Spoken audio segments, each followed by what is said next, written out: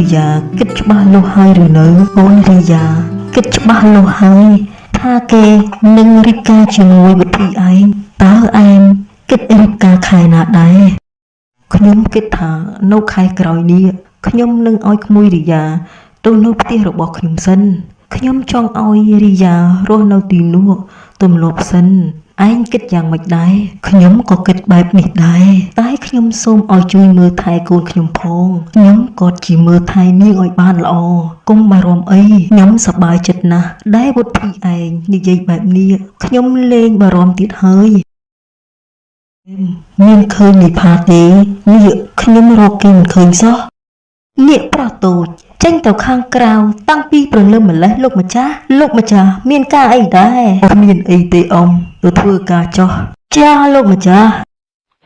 គូគ្មានបានការចេញដើរលេងរាល់ថ្ងៃនៅពេលណាឯងចេះគិតនឹងគេទៅបើនៅទៅបែបនេះយើងពិតជាប្រេះទ្រូងស្លាប់ហើយនៅទីនេះធាតុអាកាសត្រជាក់ណាស់ទឹកសមុទ្រក៏ស្អាតដែរអូនចង់នៅទីនេះឲ្យបានយូរ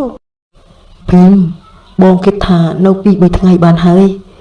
បងគ្មានអារម្មណ៍ទេបងដូចជាមានរឿងអ្វីមិនដឹងទេបងគិតថាស្អែកនេះយើងត្រឡប់ទៅវិញទៅបងផាបងចង់ត្រឡប់ទៅវិញហើយមែនទេខ្ញុំមិនទាន់ដើរលេងអស់ចិត្តផងនេះបងយ៉ាងម៉េចហ្នឹង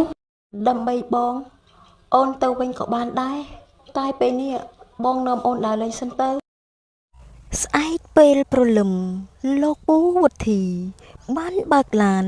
ទៅទទួល